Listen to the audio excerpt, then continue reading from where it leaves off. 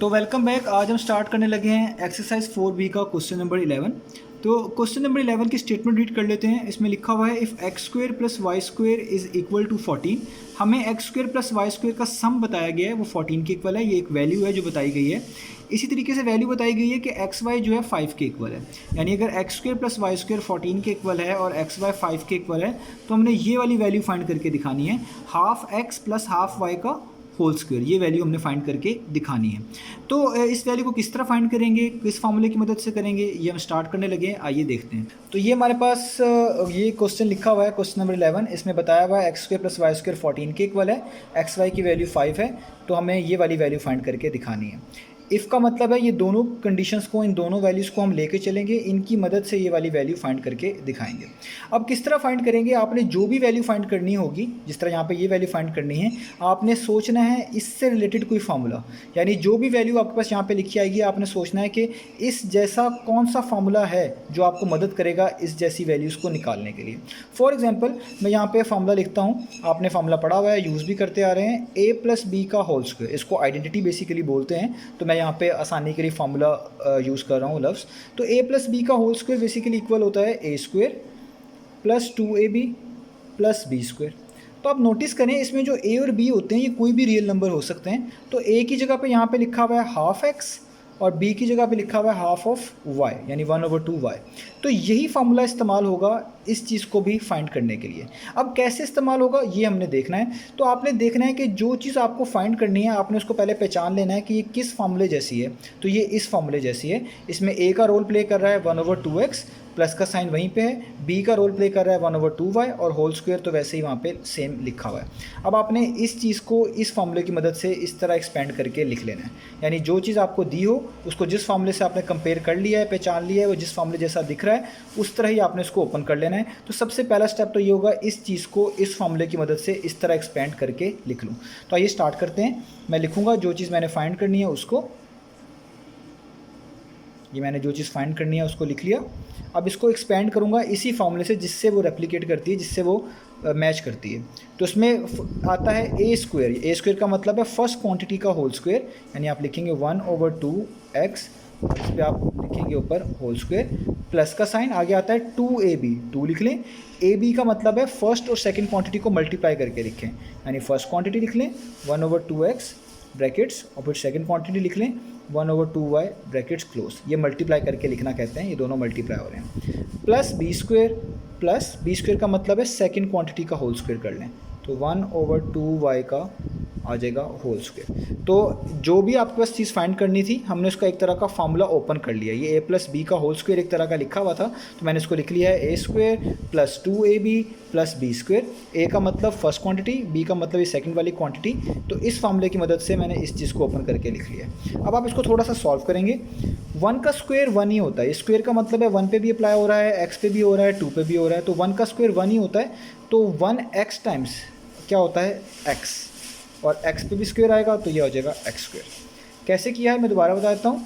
ये स्क्वायर का मतलब है ये 1 पे भी अप्लाई होगा, x पे भी अप्लाई होगा, 2 पे भी होगा, क्योंकि 1 का स्क्वायर तो 1 ही होता है। 1 का स्क्वायर क्या होता है आपके पास, 1 क्रॉस 1, 1 टाइम्स 1 होता है। साथ उसके लिखा हुआ है x जो कि मल्टीप्लाई हो रहा है, और उस पर भी क्या आ रहा है स्क्वायर। तो x का स्क्वायर को लिखते हैं x क्रॉस x, और ये जाहिर बात है x स्क्वायर ही बनता है। तो x स्क्वायर को जब आप 1 से मल्टीप्लाई करेंगे, क्योंकि ये दोनों एक ही लाइन में लिखे हुए हैं, न्यूमरेटर में लिखे हुए हैं, तो x 1 टाइम्स कितना हो जाएगा x, और होल स्क्वायर तो साथ आना ही है, यानी x स्क्वायर।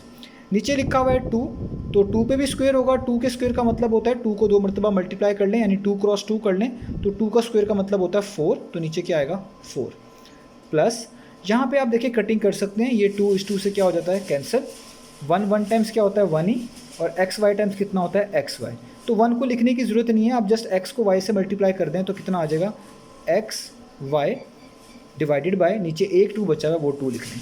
यहाँ पे 1 मल्टीप्लाई बाय एक्स वाई लिखने की ज़रूरत नहीं है, क्योंकि यहाँ पे 1 टाइम्स 1 हुआ था।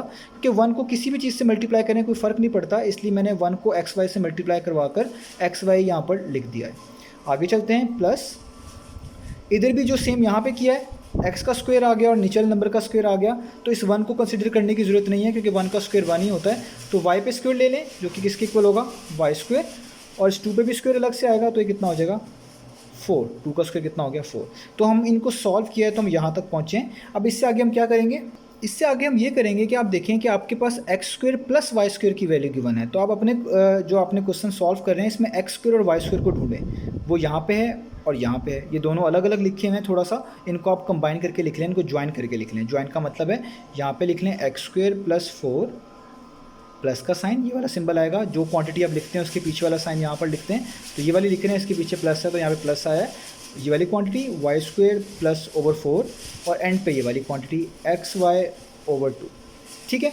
अब आपको रूल पता है कि जब भी डिनोमिनेटर सेम हो तो आप डिनोमिनेटर को लिख लेते हैं एक मरतबा और जो चीज़ ऊपर लिखी होती है उसको वैसे ही कोट कर लेते हैं। तो ऊपर लिखा हुआ है x square plus Y square, इसको आप वैसे ही कोट कर लेंगे x square plus Y square और ये चीज़ साथ वैसे ही आ जाएगी एक्स वाई ओवर 2। तो देखिए हमने क्या किया है, जो चीज़ें हमें क्वेश्चन के अंदर गिवन थी एक्स वाई और x square plus Y square, हमने उनको कंबाइन करके लिख लिया है, एक तरफ करके लिख लिया है ताकि हम उनकी वैल्यूज आसानी से पुट कर सकें। अब हमने अगले स्टेप में इनकी वैल्यूज़ पुट करनी है, तो मैं यहाँ से कुछ पार्ट जो है इरेज करने जा रहा हूँ। तो मैं ये वाला पार्ट अब ऊपर लिखने लगा हूँ दोबारा से ताकि आपके लिए आसानी हो। तो मेरे पास है x square plus Y square over 4 और इसमें प्लस हो रहा है ये वाला part x y over 2, x y over 2।